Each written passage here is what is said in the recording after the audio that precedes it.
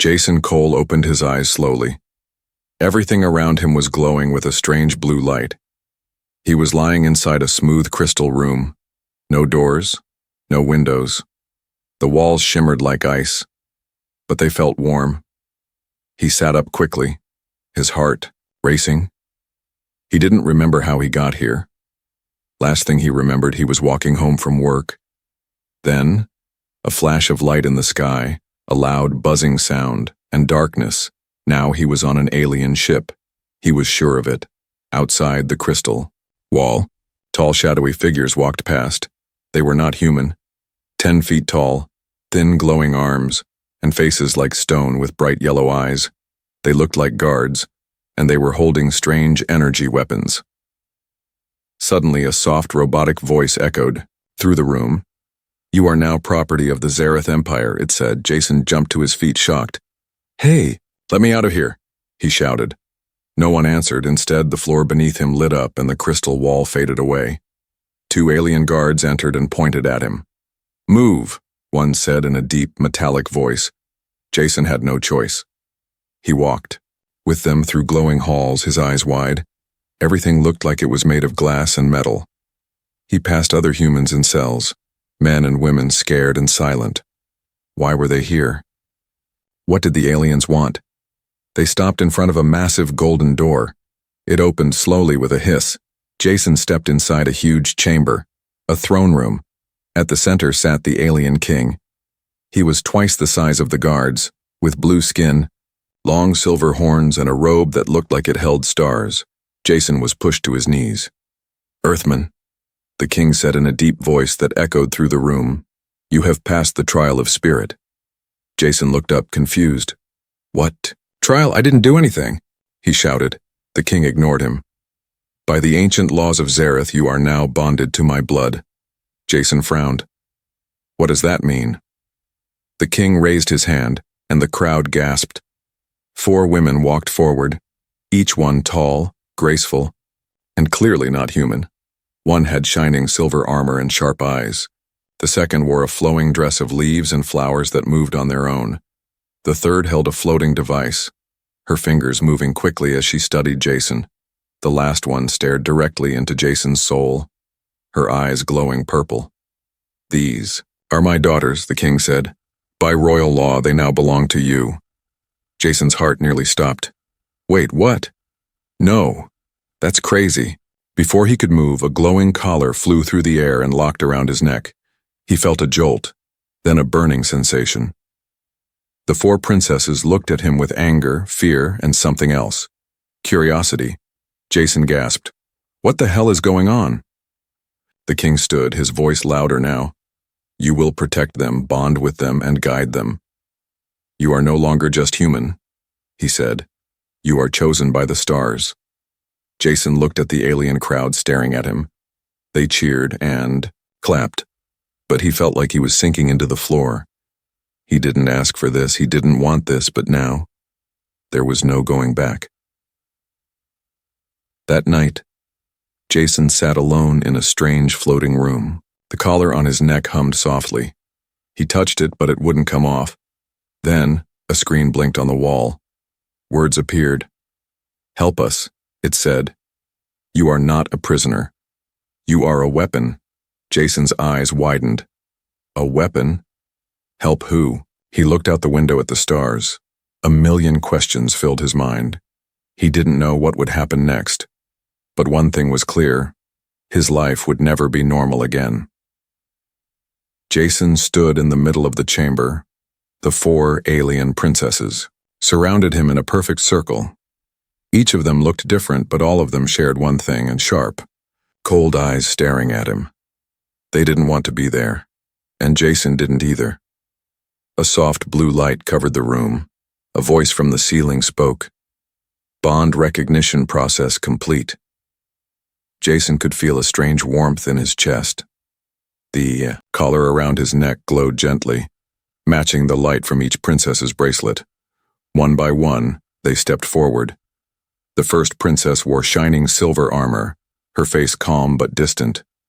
"I am Relia," she said, her voice strong. "I command the warrior fleets of Zareth." She looked at Jason like he was weak. A human? This is a mistake, she muttered, but the collar on Jason's neck pulsed and Rilia winced. They were now connected whether they liked it or not. The second princess stepped forward, barefoot, her dress made of soft green vines and flowers that seemed to breathe. Her skin was light blue and her hair flowed like water. I am Valari, she said softly. I heal life. She tilted her head and looked at Jason's heart, not his face. There is pain inside you, she whispered. Jason felt a strange calmness from her, like the wind through trees. The third princess wore a sleek suit with blinking lights and strange symbols. She had silver eyes that scanned Jason like a machine. I am Tessari, she said, her voice quick and cold. I build, hack, and destroy systems. She didn't bow. She didn't smile. She simply walked around Jason and said, Your brain is primitive. Jason wanted to argue, but he held back. The collar pulsed again, linking them. Then came the fourth princess.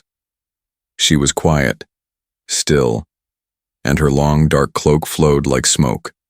Her eyes glowed purple, and her presence made the room feel colder. She didn't speak with words. She spoke inside Jason's mind. I am Azra. Her voice echoed inside his thoughts. I am the mind of this empire. Jason flinched. You can read my thoughts? Azra nodded slowly. Only what you cannot hide. Each princess had power, grace, and mystery, but none of them trusted him. Not yet. Later, Jason was taken to a royal garden. The walls shimmered with alien stars, and the sky above was not real. It was a projection of the galaxy. The four princesses stood far apart from each other, not speaking. They were sisters, but something between them was broken. Jason tried to talk. So, what now? He asked. No answer, only Rilia replied. We are forced to bond with a stranger, she said. This is not choice, it is law. Valari looked at the stars and whispered, Our people believe in signs. Maybe this is one. Tessari crossed her arms. Or maybe it's just the king's last desperate plan to unite us. Azra didn't speak out loud, but Jason felt her voice inside again. You are the thread, she said. If you break, everything else will fall. Jason didn't understand, but he knew this was bigger than just some alien marriage. Something was wrong inside this empire. The king was hiding something, and these princesses, they were keys to the truth. That night, Jason wandered through the royal halls alone. Guards followed him from a distance. He found a locked door with symbols glowing on its surface. As he reached for it, the collar around his neck suddenly lit up. A voice whispered inside his head, but it wasn't Azra this time. You are more than you think, the voice said. Awaken the truth. Jason stepped back, heart pounding. He wasn't just chosen by mistake. There was a plan, a secret that not even the princesses knew. In the morning, he was summoned again, but this time, not by the king. The four princesses had called him. They stood together for the first time. Rilia spoke. Something is coming, she said. There was an attack on one of our border colonies, Valari added. People are sick and the healers cannot stop it. Tessari showed him a hologram. Strange ships flying without a known origin. Azra's voice echoed in his mind again. The empire is cracking, she said, and you are in the center of the storm. Jason didn't have answers, but he felt something awaken deep inside. Not fear, not confusion. Something else. A spark, a purpose. Maybe he didn't belong here by mistake. Maybe he was sent for this very reason. And as he looked at the four princesses, he knew one thing for sure. They didn't belong to him, but together, they might just change the galaxy. Jason stared at his reflection in the mirror. The collar around his neck glowed a faint blue. It didn't feel heavy, but it felt powerful, like something watching him from the inside. He touched it gently, and it pulsed like a second heartbeat. He had worn it for only 2 days, but it already felt like it was part of his body. The strange part was that it didn't hurt. It didn't shock him or burn. But somehow, It changed things around him. He could feel emotions that weren't his. Anger, fear, sorrow. Emotions that came and went like waves. They came from the princesses. Jason realized that the collar was more than just a symbol. It was a link. A living connection to all 4 alien princesses. Each time he got closer to one of them, the link became stronger. That morning, he walked into a training hall where Rilia was practicing with glowing blades. She was fast, like a blur of light. Jason watched from a distance, not wanting to interrupt. But suddenly, he felt something sharp in his chest. A spike of rage. Rilia missed a step, slashing the air with a growl. She turned to him, breathing hard. "You're feeling it, aren't you?" she asked. Jason nodded slowly. "Your anger," he said. She lowered her weapons. "This bond, I don't like it," she muttered, "but it is real." Later, he visited Valari in her garden of living plants. She was kneeling beside a sick root beast. Placing her hands on its side, Jason watched as the creature calmed, its skin turning green again. Valari looked up, her eyes soft. "You felt that too?" she asked. Jason sat beside her. "Yes," he said. "I felt your sadness," she nodded. "The collar shares not just thoughts but pieces of our hearts. It's dangerous, but maybe it's also a gift." Jason wasn't sure if it was a gift or a curse. That night, he returned to his chamber. The walls shifted, showing the stars outside the ship. He sat alone, confused, until a new voice echoed inside his head. A voice. "That was not human, not princess. You are the bridge," it whispered. "They will change you, but you will also change them." Jason jumped to his feet. "Who are you?" he asked. No answer. Only silence. Then a small screen floated from the wall. A hologram formed. It showed the collar, glowing brighter, and beside it, 4 lights. Red, green, silver, and purple, each pulsed with life. The voice returned. "This collar is not for control. It is for balance. If one falls, all fall." Jason felt cold. If one of the princesses died, would he die too? Or worse, would the others be torn apart from the link? The next day, Tessari called him into her lab. She had placed a scanner near his neck. "I tried hacking the collar," she said. "Bad idea." Jason raised his eyebrow. "Why?" "It hacked back," she said, rubbing her head. "This thing is not made by Xerath Tech." Jason blinked. "What do you mean?" Tessari stared at him, serious now. "This collar is older than the Empire, older than our records. It reacts only to human DNA." Jason took a step back. "Wait, are you saying this thing was made for me?" Tessari nodded. "Or someone like you. Someone from your world." Azra appeared in the doorway without warning. "He is awakening." Her voice echoed in both their minds. Tessari frowned. "Awakening to what?" Azra walked closer to Jason, her hand hovering near his chest. "Something buried inside," she said.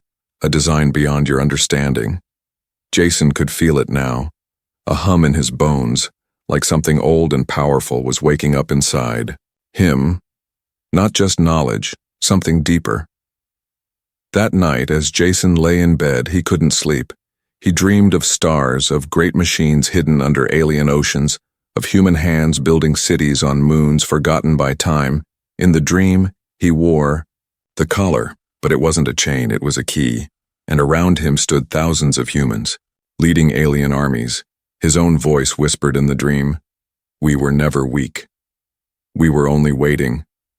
Jason woke with a start, sweat on his forehead, heart pounding. He looked at the collar glowing in the dark. It felt warm again. He whispered to himself, "What am I becoming?" Outside his door, the 4 princesses stood together, watching, waiting. They didn't know what he was. But they all felt the change, and soon, the galaxy would feel it too. Jason stood on a high platform in the palace. Below him, ships flew in patterns across the sky. The alien capital looked calm, but he could feel something wrong in the air. a silence that felt like the pause before thunder. He wasn't alone. Azra stood behind him, her cloak moving like shadows. Her voice entered his mind without sound. "There is movement in the East systems," she said. "Ships without flags, colonies going dark." Jason turned to her. "Pirates?" Azra shook her head. "Too many. Too fast. It's something else." Later in the war chamber, the four princesses gathered. The king was not present. It was the first time Jason saw the sisters working together. Not as rivals, but as leaders. Rilia slammed her fist on the table. "Our scouts are missing," she said. "My captains report strange energy pulses in deep space. Some say it's the Hollow Armada." Valari's eyes widened. "That's a myth," she whispered. "A ghost fleet from the outer dark." Tesseri pulled up a glowing map. 5 colonies lost contact in the last 3 days. No distress signals, just silence. She looked at Jason. "Whoever it is, they don't want attention." Jason leaned in. "What do you think they want?" Tesseri frowned. "I don't know," she said. "But they're getting closer to the royal systems." A deep voice echoed from the walls. It was the king, watching from afar. "Prepare the fleets," he said. "No one threatens the house of Zareth." But Jason noticed something strange in the king's tone. Fear. It was small, but it was there. After the meeting, Jason found Valari walking alone in the garden. She touched a dying tree, her hands glowing green. "What are you thinking?" Jason asked. She looked at him, her face soft. "There is sickness in the roots," she said. "Not just here, but everywhere. It spreads like poison, unseen." Jason sat beside her. "Do you think this is connected to the attacks?" Valari nodded. "I feel pain from worlds I've never touched," she said. "It's not natural. It's like something ancient is waking up." That night, Jason returned to his chamber. As he entered, the lights flickered. The collar around his neck began to glow brighter. Suddenly, the walls melted into light, forming a strange room. It was not part of the palace. It looked older, darker, hidden. A hologram appeared. Not of the king, not of the princesses, but of a human, a soldier in old Earth armor. The figure spoke.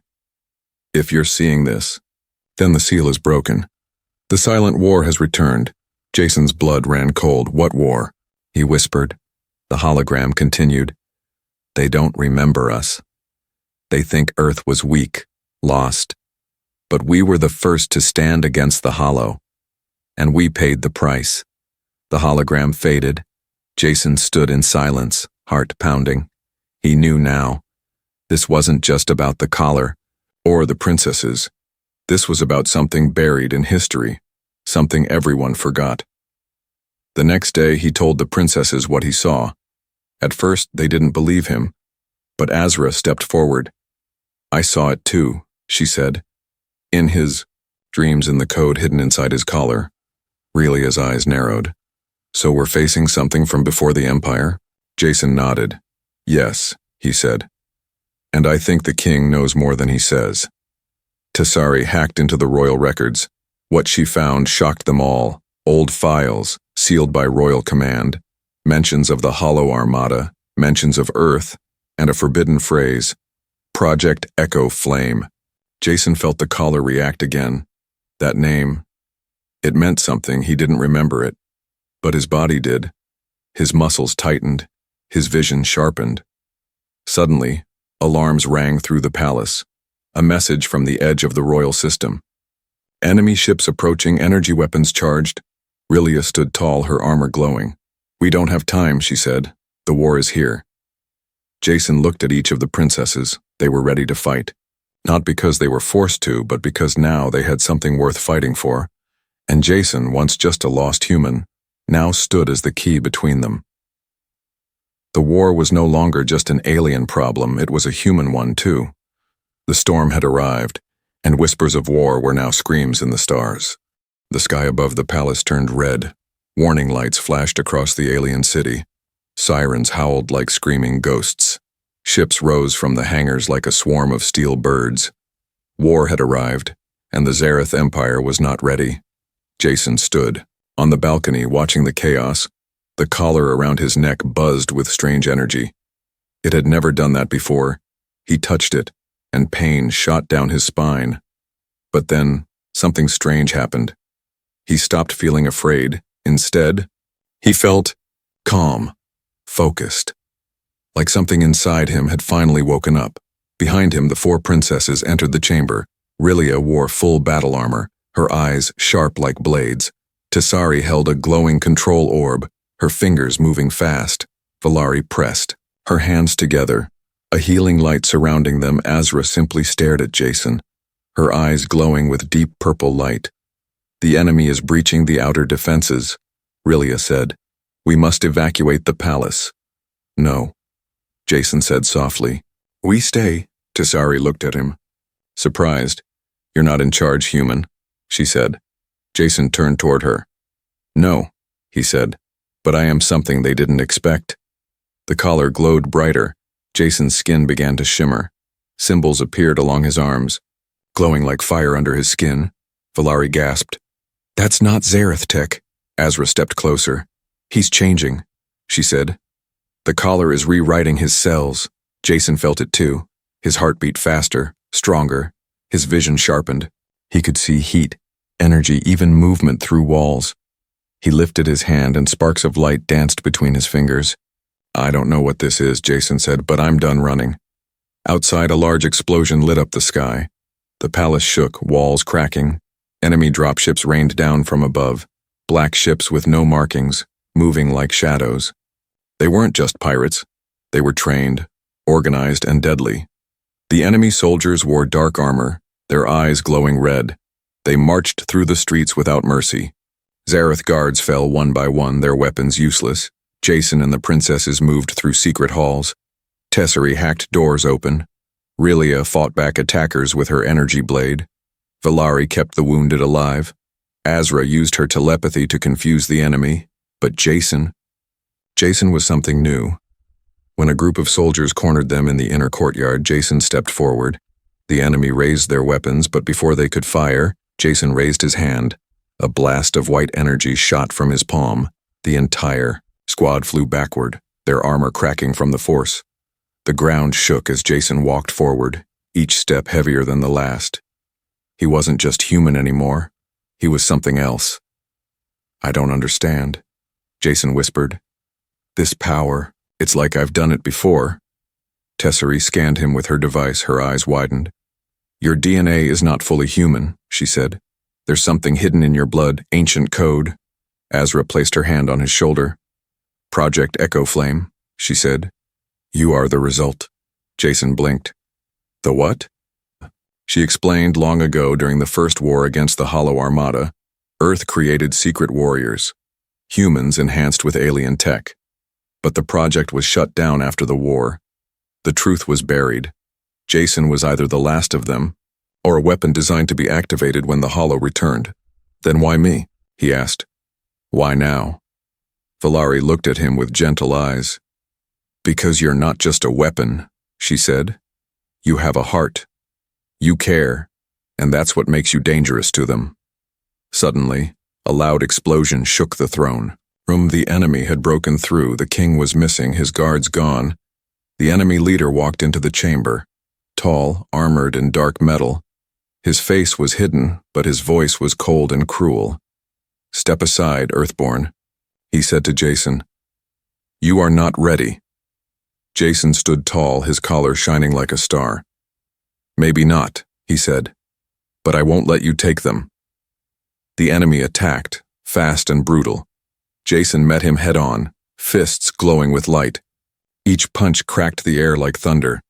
The floor broke beneath them, walls shattered. It wasn't just a fight, it was a message. The galaxy would see this moment and remember. Jason wasn't just a prisoner anymore, he wasn't just a bonded mate. He was the first weapon of Earth to rise again, and he had no intention of losing. The palace was in flames, smoke curled through golden halls, cracks ran down the marble floors, and the banners of the royal house lay torn in the dust. Jason stood over the broken steps of the throne. His hands still burned with leftover energy from the battle. He had defeated the enemy commander, but only just. The dark armored figure had vanished into smoke after falling. Not dead, just gone. But the real danger had only just begun. Rilia burst into the room, her armor dented, blood on her shoulder. "The palace guards are retreating," she said. "They're not following orders anymore." Valari rushed to a wounded soldier on the ground. She placed her hands on him, her healing light flickering weakly. "We can't save them all," she whispered. "Too many are injured." Tesseri smashed her tool against a wall in frustration. "All defense systems are offline," she said. "Someone shut them down from the inside." Jason looked at Azra, who stood silently beside the throne. Her eyes glowed brighter than ever. "Say it," Jason said. "You already know," Azra nodded slowly. "The king betrayed us." The room fell silent. Even the fire seemed to pause. Jason clenched his fists. "What do you mean?" Azra's voice entered all their minds. "I saw it. He opened the gates. He allowed the invaders in." Tessari's eyes widened. "Why would he do that?"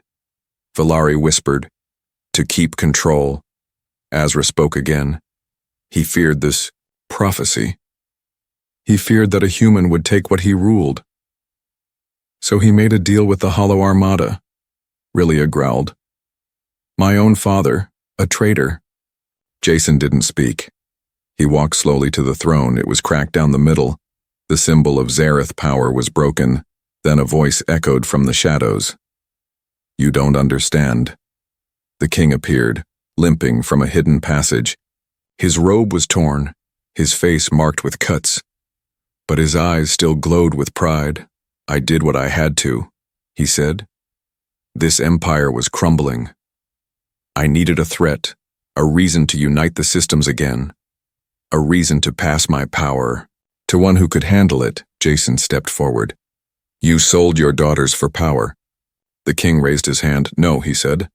"I gave them to you to protect them from what's coming." "You are not here by accident." Tessari pointed her weapon at him. "You're lying." The king looked at Jason. "I saw the signs," he said. "Long ago, before you were even born. I knew the Hollow would return. I needed a shield, something stronger than my fleets. I needed you." Jason shook his head. "Then why let them attack?" "To awaken you," the king said. "To unlock the weapon within you.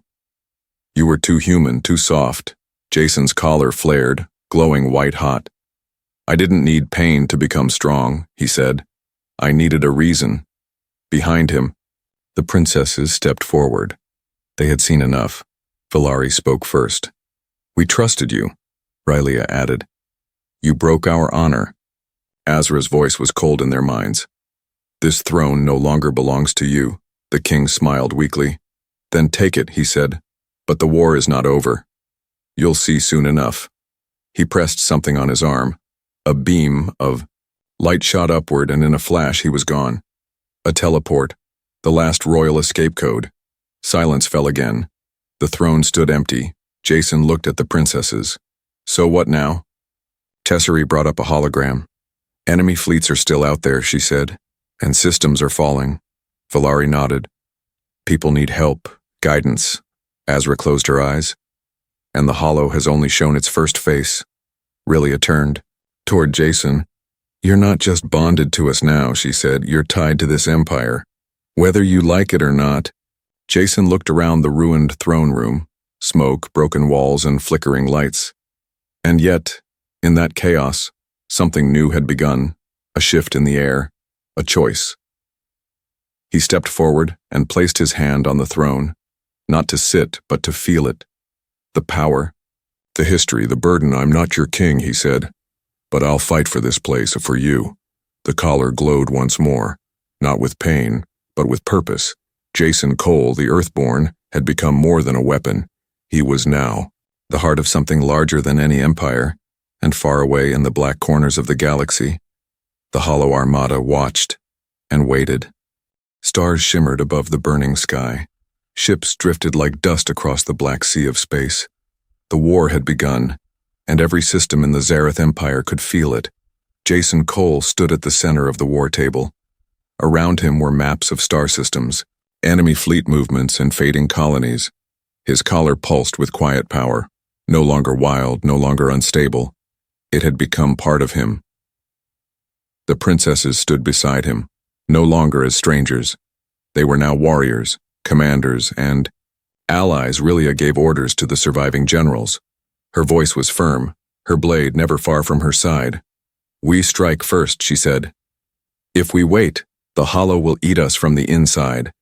Tessari moved from one console to another, her fingers flying across alien tech like music. "I've found their signal patterns," she said. "They're using dark frequencies, ghost channels from the old war." She paused, then looked at Jason. "I can hack it, but I'll need your link." Jason nodded without hesitation. She connected a wire to his collar, and for a moment, Jason saw through the enemy's eyes. He saw cities without sunlight, machines with no souls, and something deeper. A black mind, vast and hollow, reaching across the stars. Valari placed her hand on his shoulder as he gasped. "You saw it," she said gently. "The heart of their hunger." Azra stood silent, her mind reaching out. "They are not just a force," she said. "They are a memory. They consume not just worlds, but history itself." Jason clenched his fists. "Then we give them something they can't swallow. Hope." The fleet gathered above the shattered capital. Alien ships, old and new, came under one banner. Not the Zareth flag, but a new one. A simple mark. 4 stars around. One glowing Earth. The broadcast went out across the galaxy. Jason stood before the camera, armor shining, collar bright. "I am Jason Cole of Earth," he said. "Once my planet was forgotten. Once I was taken as a prisoner. But now I stand as the voice of a new future. We are not weak. We are not afraid. We are united." The message shook systems near and far. For the first time in years, colonies that had given up on help lit beacons of hope. Ships from forgotten planets answered the call. Even old enemies turned their weapons toward the hollow threat. Then came the final battle. The hollow armada arrived like a black wave. Thousands of ships, creatures born of void and metal. Their leader spoke once, a voice like static and cold wind. "You were born to kneel," it said. "You are dust pretending to be flame." Jason stepped forward in his command ship. "No," he said. "We are fire pretending to be dust." The fleets clashed. Lasers, missiles, energy blades. The sky burned. Jason fought at the front. His body moved like lightning, his powers unlocking more with each moment. Rilia led the ground forces, never falling back. Tessari disabled the enemy's signal, leaving their ships blind. Valari kept the wounded alive. Even as her own strength faded, Azra reached into the minds of the hollow, sowing confusion and fear. And then, when the enemy's core ship arrived, a massive black pyramid floating in space, Jason made his choice. He flew straight into it, alone. Inside, he faced the true hollow. Not a creature, but a memory. A machine built from forgotten wars, feeding on loss. It spoke with every voice Jason had ever feared. "You are nothing," it said. "You were made by accident." Jason walked forward. He felt the pain, the fear, the doubt, but he also felt the 4 links in his collar. The bond to the princesses, to the people, to Earth, to hope. "I was made by sacrifice," he said, "by love, by fight, by truth." The collar blazed with light. He touched the core of the hollow, and it cracked, then shattered. The black ships froze, then fell from the sky like dying stars. The war was over. Jason floated in the silence, eyes closed, breath still, but then a voice, Azra's, and whispered in his mind, "Come back." His eyes opened. He was alive, and he had won. Back at the capital, the people cheered. The throne room was rebuilt, not as a place of fear, but unity. Jason didn't sit on the throne. He stood beside it, and the princesses stood beside him. The galaxy had changed, and so had Jason. He was not their king. He was their future, and the stars, once silent, now whispered a new name. Humanity, the spark that refused to die.